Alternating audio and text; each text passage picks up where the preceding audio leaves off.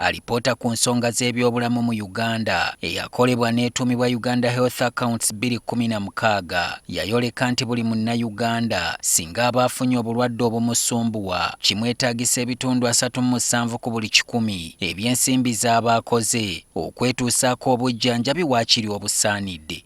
Kino kiraga nti emu ku nsonga ezisinza okusibako bannayuganda obwavu kwe kulafuba n'okubeezaawo obulamu ku musimbi omungi ate ng'era olumu gye biggweera ng'abalwadde bavudde mu bulamu bw'ensi. Abasawo mu ggwanga bagamba nti embeera eno yandibadde ya njawuloko singa gavumenti efaayo eri abantu n'erongoosa eby'obujjanjabi. Abakwata mpiso bano nga beegattira mu kibiina ki Fellowship of Christian Union ekitaba abakugu ab'enjawulo abakkiririza mu ddiini ezisuuta Kristu, bino babifuuye bannamawulire be basisinkanye olwaleero. You find Ugandan doctors, medical workers, not just your doctors but different medical workers doing wonders in different parts of the world, and that speaks to the fact that they're being underutilized in this country. Abasawo bagamba nti baliko n'omukuku gw'ebbaluwa nnamutayika gye baawandiikira omukulu afuga kuno nga bamujjukiza nti gavumenti ye esusse okulaba eby'obulamu mu ngeri ya gadibe nga ly'engembwa etunda omuzigo. Referral hospital emu erina okubeera n'abasawo 4 erina abasawo 9 gwokka. Ekirala kye twasaba nti National Ambulance Service ebeerewo eteekebwewo. Ofunye akabenje oli ku Masaka Road balime kukasuka mu pick-up kya poliisi ate otuuke mu ddwaliro nga n'amagumba agabadde gatamenyese ate nga gamenyese. Mu mwaka gwa 2021 Uganda y'emu ku mawanga ku ssemazinga Africa agassa omukono ku ndagaano eyatumibwa Abuja Declaration mwe bakkaanyiza okuzza ebitundu 15 ku buli 100 eby'embalirira y'eggwanga mu by'obulamu.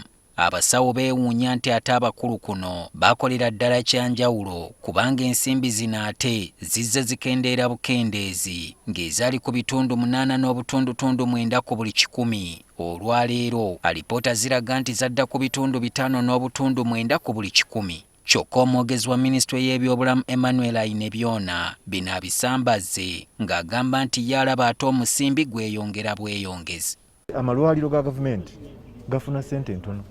Ekyokulabirako nti district hospital efuna on average miliyoni 2. Miliyoni eza 2 tezenkana na ssente member wa parliament ezafuna omwezi. Bwe waliko priorities endala ezenge eteeka essira mu by'obulamu okulaba nga bannayuganda babeera bulungi ate balina ne gye bagenda okufuna obujjanjabi nga bw'omutindo. Kati mu kalulu ka 2021 abasawo bagamba nti nabo si baakumala gawaayo kalulu ng'omuntu tasoose kubawa kunnyonnyola okulimu akanigguusa ku biki byateekateekera ekisaawe ky'ebyobulamu. Tomala gamuwa kalulu amale kubuulira eby'obujjanjabi agenda kukuyamba atya mu okuteekawo sisitimu eneyamba mu bigambo bino nga bwe tubyogedde.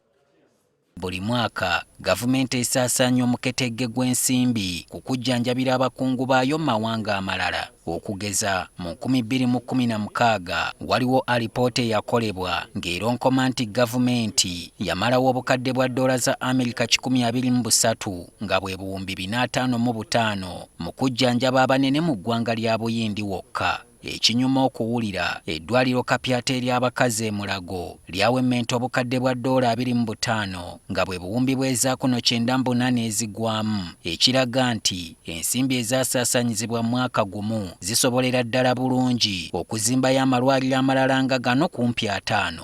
Solomon Kaweesa, NTV, Akawungeezi.